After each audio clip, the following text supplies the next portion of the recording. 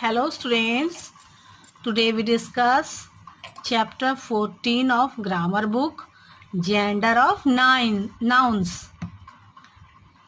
Read the following sentences given below. Aditya is an intelligent boy. Diya is a beautiful girl. The cap is on the table. That child is my friend. तो ये सारे nouns हैं और उनके gender means boy और girl, इनको हम male female को हम जेंडर कहते हैं।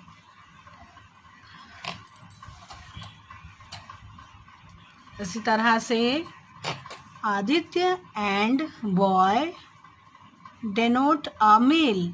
आदित्य, या अगर हम बोलेंगे आदित्य तो ये लड़के का ही नाम होता है, और बॉय कहेंगे तो वो तो लड़का होता ही है। तो ये हमको बताते हैं कि हम किसी बॉय के लिए, मेल के लिए बोल रहे हैं। They are therefore said to be of the masculine gender, ना।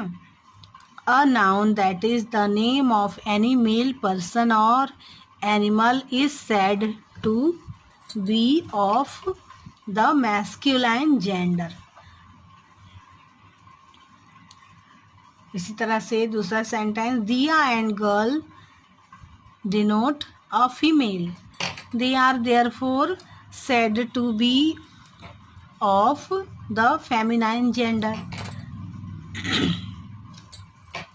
तो बॉयज़ के लिए और गर्ल्स के लिए अलग अलग हम जो उच्चारण है, जो शब्द है वो बोलते हैं बॉय और गर्ल। तो बॉयज़ जो है वो मैस्कुलाइन जेंडर में आते हैं, और जो गर्ल है फीमेल तो फेमिनाइन जेंडर में आते हैं। इसी तरह से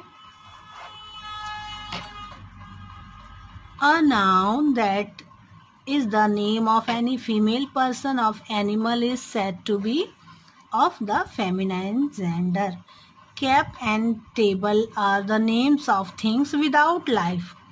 They are therefore said to be of the neuter gender.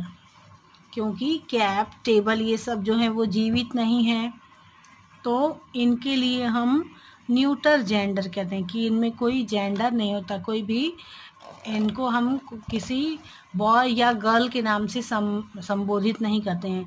जितने भी टेबल होंगे उनको टेबल ही कहेंगे, जितने भी पेड़ हैं उनको हम पेड़ ही कहेंगे, कैप हैं उनको कैप ही कहेंगे। तो जो जेंडर है वो जीवित जो होते हैं, पशु पक्षी और इंसान, इनमें ही जो मनुष्य हैं उनको ही जेंडर से संबोधित किया जाता है। कोई एनिमल को भी और मनुष्य को भी, इंसान को भी, है ना।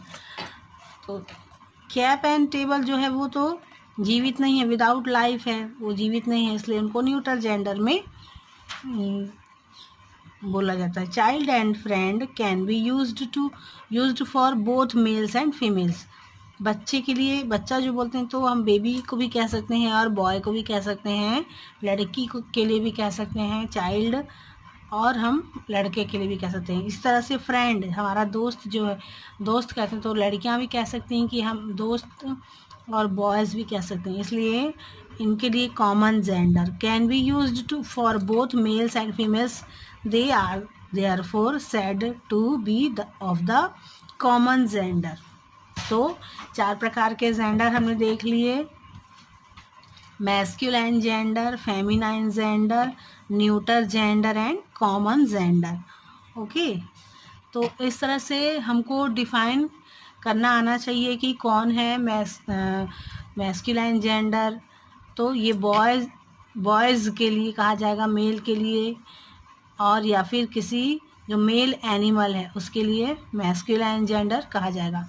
इसी तरह से किसी गर्ल के लिए, या हम नाम से ही पहचान लेते हैं कि ये लड़की है या लड़का है, बॉय है और गर्ल है, तो उसके लिए हम फेमिनाइन जेंडर उसको कहेंगे। इसी तरह से जहाँ पर जैसे किसी वस्तु के लिए, किसी सामान के लिए अगर हम कहते हैं तो वहाँ पर न्यूटर जेंडर, क्योंकि किसी सामान का को हम लड़की लड़का नहीं कह सकते, तो उसको सामान ही कहेंगे, तो वह है न्यूटर जेंडर कहलाएगा। और ऐसे शब्द जो दोनों के लिए यूज़ होते हैं, जैसे दोस्त, चिल्ड्रन, और ये सारे जो शब्द हैं वो आ जाएंगे कॉमन जेंडर में।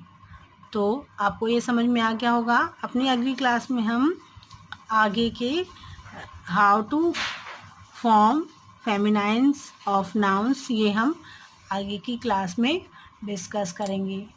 ठीक है।